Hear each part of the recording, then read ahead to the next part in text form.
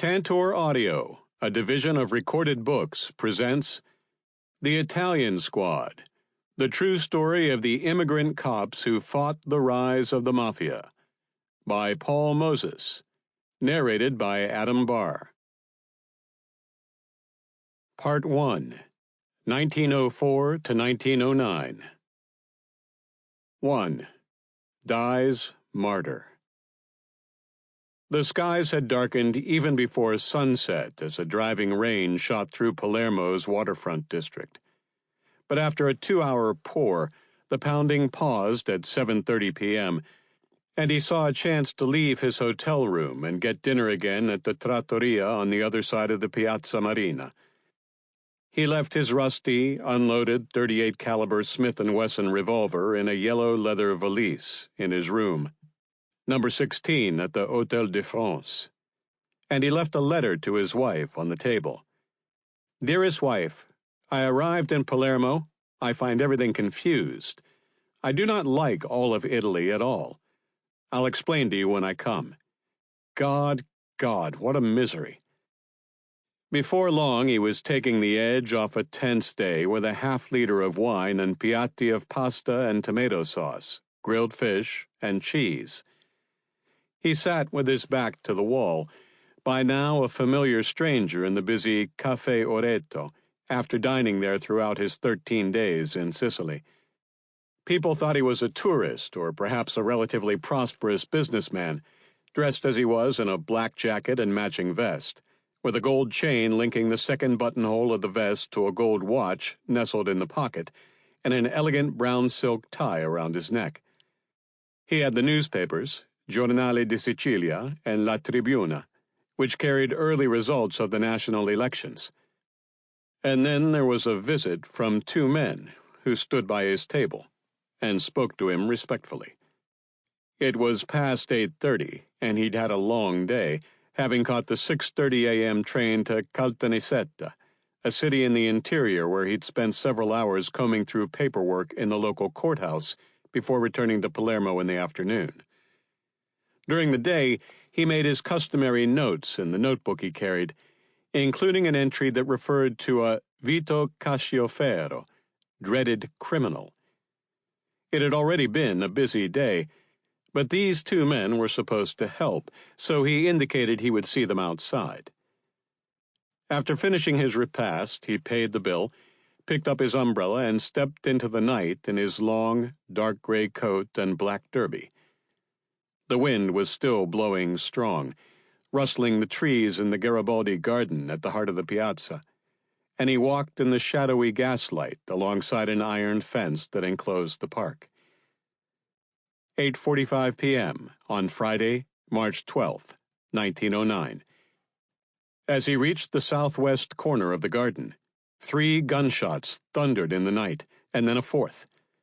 1 bullet sliced into his back just below his right shoulder blade and ripped both of his lungs. Another, again from behind, caught him in the neck.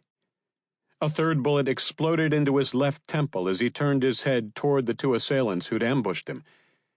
He held up a hand as if to shield his face, reached for the iron railing to his left, took several steps, stumbled, and fell forward into the street, gashing the right side of his forehead. 2 men fled. One of them threw his handgun beside their victim. It was a .38 caliber revolver made in Liège, Belgium. Only 1 of its 6 chambers was discharged. Alberto Cardella, a sailor from the warship Calabria, which was in port, heard the shots and was the first who dared to be at his side. By then, the 2 men had fled toward Palermo's alleys, and the sailor observed their bloody victim, who lay chest down. The gaslights on the piazza flickered and died, and the victim was cast in darkness until someone in the crowd that now gathered went for candles. Then a medical officer from the ship stepped through the knot of people and confirmed that the man was dead. No one knew who he was. Everyone knew he was not from Palermo. An investigator arrived and, with the help of some guards, cordoned off the crowd to a respectful distance. In the candlelight, he searched the man's pockets. He still had cash. including a 50 lira note and 4 5-lira bills, plus a booklet of blank checks. He still had the gold watch. Then there was the gold New York City detective shield, number 285. There were 30 business cards, and a postcard to New York with the message, "A kiss for you and my little girl." His identity was now obvious. This was none other than Giuseppe Petrosino, the American detective whose exploits in New York were so celebrated that even in Italy, the government had granted him honors 5 months earlier in appreciation for his arrests of fugitives from Italian justice. This man was a legend for his clever disguises, his dogged determination to thwart the menace of the Black Hand, and the brilliant arrests that had made him a hero in the melodramatic mass media of the day. The sensationalist newspapers, widely read muckraking magazines, a series of novels written in Italian, and even moving pictures, with a leading American studio's release 1 month before of The Detectives of the Italian Bureau. And there was the derby he so often wore in newspaper photos and illustrations, on the ground, next to his body. At 11 p.m., 3 Italian police officials visited the home of William Henry Bishop, the 62-year-old American consul in Palermo. They didn't need to say a word. Their gloomy faces announced to me that poor Petrosino was slain. Bishop later wrote to his superiors at the State Department. Bishop, a former Yale professor and a popular novelist, had feared for the detective's safety, especially since he refused backup from local police. They'd spoken daily for the past week, with Bishop helping Petrosino navigate the Sicilian bureaucracy to secure official criminal records that could be used to deport dangerous criminals from the United States. He came to realize that Petrosino's secret mission was no secret in Palermo.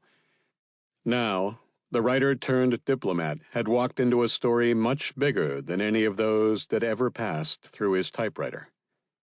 After midnight, the shaken consul went to Palermo's main telegraph office to cable New York City's police commissioner, General Theodore Bingham, and the U.S. ambassador in Rome, Lloyd Griscom.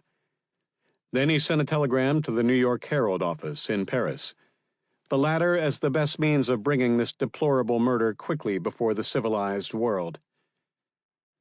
6 time zones and an ocean away, the Herald City desk reacted to that middle-of-the-night news via Paris and Palermo. Shortly before 1 a.m. New York time, the newspaper had a reporter knocking on the Petrosino family's door at 233 Lafayette Street, a 5-story brick building on the western edge of Little Italy in Lower Manhattan. The reporter asked Petrosino's wife, Adelina, if she'd received any news from her husband. In that awkward moment, it became clear that Mrs. Petrosino had no idea of her husband's fate. "I am sure that my husband is all right," she told the reporter, standing in her doorway and holding her infant daughter in her arms. "Or I should know." Whether from panic or misinformation, the reporter stopped short of the awful truth. He blurted out that Lieutenant Petrosino had been seriously injured in Palermo. Adelino, a widow when she married Joe 14 months earlier, quickly alerted her brother Louis, who lived upstairs with his wife Angelina and their 2 sons, aged 4 and 5. Louis Solino, a 34-year-old postal clerk, rushed over to police headquarters at 300 Mulberry Street, a 5-minute walk, to see if he could find out more. But the police on duty didn't know anything about it and suggested the newspaper was wrong. At dawn, the Herald hit the streets with a devastating article reporting that Petrosino had been slain in Palermo, a morning paper exclusive. Still, Adelina hoped that it was all a mistake. A reporter from the Italian language L'Araldo Italiano found the grieving widow seated at the foot of the couple's bed later in the morning in her 3rd-floor apartment, circled by friends. "Tell me, for pity, that it's not true," Adelina beseeched. The reporter had no good news for her. "Is it not true, signore, that he will come back?" she asked, adding that her husband would never leave this little creature, creaturina, their 14-week-old daughter, also named Adelina. For much of the day on Saturday, March 13th, the Palermo Dateline Herald article was the only evidence anyone in New York had that the star detective had been slain. When detectives lined up at police headquarters that morning, Inspector James McCafferty read the newspaper's account of the death of this fine, conscientious, honest, and efficient member of the force, his voice cracking. The Central Office detectives already had read all about it, of course. McCafferty, who had gumshoed with Petrosino in the celebrated Barrel murder case of 1903, then got to work contacting other police departments in cities with Black Hand violence. Pittsburgh, Detroit, Chicago, Baltimore, Boston, New Orleans, and San Francisco, among others, asking for leads. Petrosino had helped the chiefs in many other cities. Police Commissioner Theodore Bingham was visiting friends in Washington. He telegrammed Secretary of State Elihu Root, a fellow New Yorker, at 9:41 a.m. on March 13th, nearly 19 hours after the slaying. Can you get confirmation and particulars of reported murder of Lieutenant Petrosino of Police Department in Palermo, Sicily? It's not clear why there was such a delay in delivering the original telegram from Bishop, but a new version came from the U.S. ambassador in Rome, received at the State Department in Washington. With the garble included, it read, Consul Palermo requests me to inform you as follows. Quote, Petrosino shot, instantly killed, near his hotel early this evening. Assassins unknown. Dies martyr 2 of protecting peaceful Italian in America. End quote. Griscom. That message was in turn cabled to New York, where the first deputy police commissioner acknowledged it in a telegram received at 12:26 p.m. Dispatch received Consul Palermo confirming murder Lieutenant Petrosini. Request good offices State Department to ask Italian government to notify us promptly and fully if indications are discovered that plot was made in New York. Use vigorous action. Bingham returned on the 11 a.m. train. Communicating with his deputy commissioners via long-distance telephone, he went straight to his apartment at the Iroquois Hotel on West 44th Street after his arrival in New York. He had nothing to say. As Saturday morning dawned in New York, Lieutenant Anthony Vachris was the man of the hour. With his close friend Joe Petrosino dead, Tony Vachris was now regarded as the leading police authority on Italian criminals in the city, and his probable successor, as the Tribune would put it. The two men, both in their 40s, had much in common. Both were immigrants who had come to New York as children, Giuseppe arriving at Castle Garden with his father, Prospero, in 1872 at the age of 12, and Vachris, born Antonio Vaccarezza, with his parents in 1870 at age 4. They were stocky, tough-minded men. Both balded early. Both loved opera. Both excelled as cops, but had to struggle against anti-Italian bias to win promotions. Petrosino's breakthrough had come in 1895 when Theodore Roosevelt, head of the Police Board of Commissioners, promoted him to detective as part of an anti-corruption shakeup in the Detective Bureau.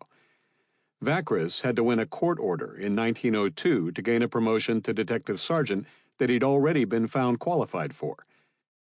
By 1909, both men had become household names because of their crime-fighting exploits against the dreaded Black Hand, which was imagined in the newspapers to be a massive criminal conspiracy rooted in the old world, but which was actually more of a brand name adopted by disconnected bands of thugs who blackmailed Italian immigrant merchants with the threat of bombings and kidnappings.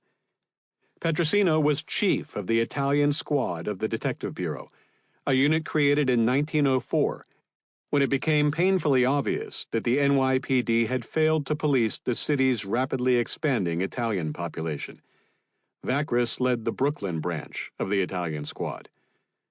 Now, Vachris was thinking about their last conversation. He had accompanied a moody Petrosino to the dock on February 9th. They spoke before he boarded the Duca di Genova, a big, two-funneled, double-masted vessel.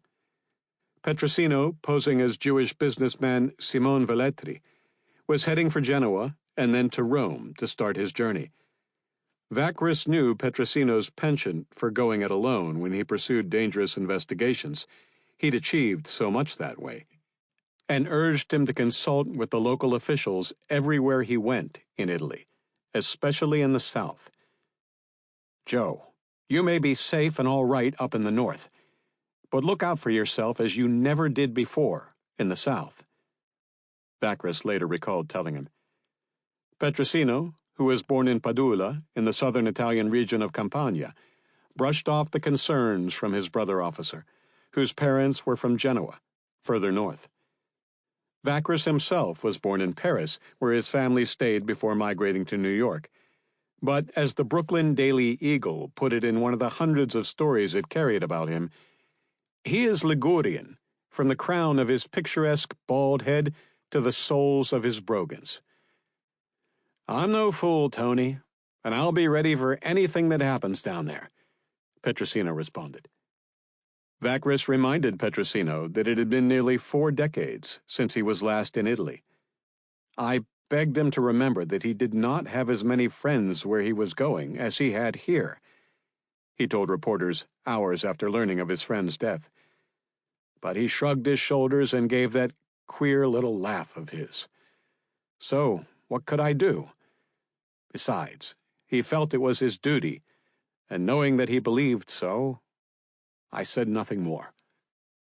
Vachris was convinced that the culprits in Petrosino's assassination were criminals he had chased back to Italy, whether through the legal mechanism of deportation or simply by letting them know, in very blunt terms, that he was on to them. "Palermo is the worst hole in southern Italy for the Mafia," he told reporters who came to see him at Brooklyn's police headquarters. "There are at least 100 criminals of the most desperate type there who knew Petrosino, many of them having been deported from this country because of his work." Vachris suspected that someone in the local police force in Palermo had tipped off Petrosino's enemies. Charles S. Corrao, Charlie to the other men on the Italian squad, thought so too. A well-built 36-year-old man with fine dark hair and a handsome, clean-shaven face. He was the only Sicilian member of the Italian squad. Corrao and his family had migrated from Palermo. His father, Luigi, worked on the Brooklyn docks as a ship caulker. Charlie worked the same job until he was able to join the police force in Brooklyn in 1896. After 7 years on patrol duty, during which the city of Brooklyn became a part of New York City, he caught the attention of a fellow immigrant who served as the highest-ranking Italian in the police department, Captain Charles A. Formosa, the detective commander in Brooklyn. Needing sleuths who could speak Italian, Formosa arranged Corrao's transfer to the detective bureau. Corrao tended to go at his job quietly, leaving the histrionics to his older brother, Francis L. Corrao, who made headlines as the first Italian assistant district attorney in Brooklyn and as the leading political organizer of the borough's growing Italian community. Charles Corrao spoke through his actions, and the public took note. Corrao's wide acquaintance among the Italians of Brooklyn and his long experience as a detective there make him a formidable man for criminals of the Italian districts of the borough, the Herald said in a front-page article about his 1904 arrest of a kidnapping suspect, Vito LaDuca.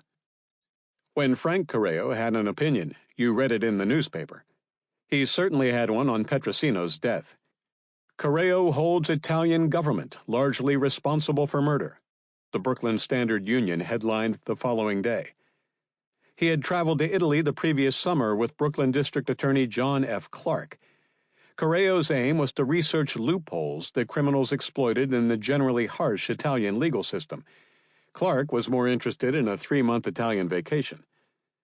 Recalling his trip, Corrao raised the possibility that cozy ties between the Mafia and Italian officialdom played a role in Petrosino's slaying. "It seemed to me, when I was over there last summer, that the government assists in maintaining the spirit of the Mafia." Petrosino's slaying hit one of the younger investigators on the Italian squad hardest that morning.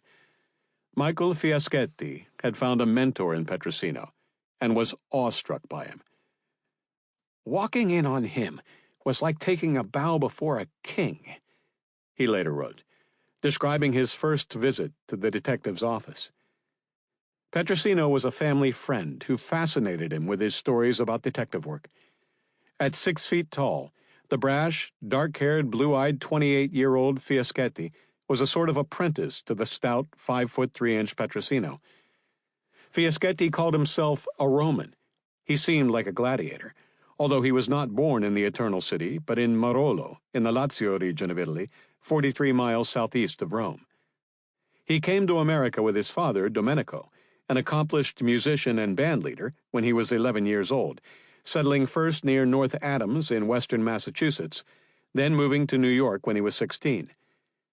Petrosino, who loved to play the violin, was friendly with Fiaschetti's father, who sat at the piano on Sunday afternoons and performed piano scores for the operas he loved. So Petrosino was there to aid his friend's son when the young man's life fell apart. Michael Fiaschetti had married the love of his life, slender, dark-eyed Jenny Cavagnara, in 1905. Jenny gave birth to their daughter Anna the following year. But in 1907, Jenny died suddenly of an infection from a needle prick, and Fiaschetti took to drinking. Petrosino straightened him out, telling him he needed discipline and urging him to join the NYPD. Within 6 weeks after he was hired as a patrolman in Brooklyn in September 1908, Fiaschetti was transferred to the Italian squad in Manhattan. He was still officially a patrolman, but he was to learn detective work from the master. "We who had served under Petrosino swore we would get his murderers," he later wrote. "I, in particular, whom he had befriended so much, made my vow." Vachris shared that sentiment. He didn't say so, but despite the obvious danger, the wheels were already turning in the NYPD to send him. On the afternoon of March 13, 1909, Commissioner Bingham wrote to the Secretary of State, "We have heard this morning that Lieutenant Petrosino was murdered in Palermo. It is the intention of the department now to send another officer to Italy to make the same sort of investigation that Lieutenant Petrosino was sent to carry on." 2. On the Dead Quiet. Joseph Petrosino and the Italian squad were the police department's answer to a summer of humiliating news coverage. In the sweltering heat of July and August 1904, Newspaper Row fixated on the Society of the Black Hand. There was plenty to write about, as one Black Hand crime after another exploded. A grocery at 252 Elizabeth Street was demolished in a bombing. A beer party at 456 151st Street ended with an explosion that injured 20 people. Joseph Stravali's barber shop at 417 3rd Avenue was bombed to bits. 8-year-old Tony Menino's kidnapping in Brooklyn was national news. In the face of this epidemic of crime, as the World put it, the NYPD was accused repeatedly of incompetence. Italian merchants held big public meetings to plead for more help from police, for more Italian cops, and for their fellow Italians to step forward to tell detectives what they knew about Black Hand threats. And yet, the blackmail letters continued. Telling the public that police were helpless emboldened the extortionists. The crimes of a few black-handers cast suspicion on all of the close to 2 million Italians who disembarked in the port of New York in the first decade of the 20th century. "We have too many bad Italians already. And since the good Italians so generally refuse to give any information to the police which might assist them in their efforts to run down criminals of their race, we may be unable in any protective measures we adopt to distinguish in every case the good Italian immigrant from the bad Italian immigrant," the Times threatened. "That will make no difference. Protect ourselves we must." Press-savvy Petrosino tried to change this mindset, a mission his Italian squad detectives inherited. He complained to a writer from the Italian-language newspaper Il Progresso Italo-Americano of being besieged as usual these days by so-called reporters from American newspapers who insist that every stupid scam or criminal act committed by an Italian must be attributed to the now famous Black Hand. He recounted a conversation with a Harper's editor. "I wanted to give it to them straight, the facts, but they wouldn't even notice, interested only in enormously exaggerating the facts of the story, which, if related honestly, would not at all put our compatriot immigrants in anything but a benevolent light." To Petrosino, the facts meant that 97% of Italian immigrants were law-abiding and hard-working, a number he arrived at by scrutinizing data for arrests and the prison population. Contrary to the typecasting in the newspapers, Italians were not overrepresented on the criminal dockets. Where there was crime, Petrosino said many of the offenses grew from passion, impulsiveness, the defense of trampled honor. Premeditated crimes are very rare among Italians. He acknowledged that immigrants from southern Italy arrived with the painful inheritances of poor education and deep poverty, but said that with improved education, literacy would increase and crime decrease. Italian-born police officers tried to make this case before Petrosino, and his successors would take up the task. When an Italian does anything, it is printed in big type. Augustus Sabarbaro, perhaps the NYPD's first Italian-born officer when he was hired in 1873, told The Sun. Southern Italian immigrants were viewed as a problem. Lawyer and journalist Gino C. Speranza wrote in his 1904 article, "How It Feels to Be a Problem," a title that echoes a question W.E.B. Du Bois raised in an 1897 essay on the strivings of the Negro people. Considering how many foreign-born residents the United States had, Speranza wrote, "It is a strange fact how few Americans ever consider how very unpleasant, to say the least, it must be to the foreigners living in their midst to be constantly looked upon either as a national problem or a national peril." That hostility, he added, led Italian immigrants to insulate themselves. "It is with this in mind that I say that if my countrymen here keep apart, if they herd in great and menacing city colonies, if they do not learn your language, if they know little about your country, the fault is as much yours as theirs. And if you wish to reach us, you will have to batter down some of the walls you have yourselves built up to keep us from you." The immigrant detectives who would lead the Italian squad during its on-and-off existence from 1904 to 1922, Petrosino, followed by Anthony Vachris, Charles Corrao, and Michael Fiaschetti, faced a daunting task. A handful of cops on a force of 10,000 needed to persuade a community numbering in the hundreds of thousands that an obviously biased criminal justice system could treat Italian immigrants fairly. When they caught those who blackmailed, kidnapped, and bombed their fellow Italians, the cases were sensationalized in the press, which strengthened the idea that Italians were dangerous and unfit to be American citizens. The growing political movement to pass laws aimed at halting Italian and Jewish immigration, ultimately successful in the 1924 Immigration Act, made full use of Black Hand fears, and that influenced lawmakers. A 1907 U.S. Department of Commerce and Labor report that called for new restrictions on immigration stated, "The current history of the perpetration of heinous crimes throughout the United States by foreigners domiciled therein, especially by members of the Black Hand and other like societies, is evidence that needs no special comment." Petrosino's assassination served to underscore the peril. If criminals could do in the famously tough detective from New York, they seemingly had the power to reach anyone. Among the Italians, the event strikes like a moral disaster, a New York correspondent for the Milan-based newspaper Corriere della Sera observed.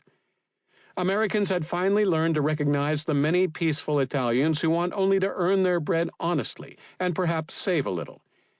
But the periodic crimes of a few desperate people, emboldened by the freedom they abuse, severely embarrasses the attempt to resurrect the Italian name. Already international. Sample complete. Ready to continue?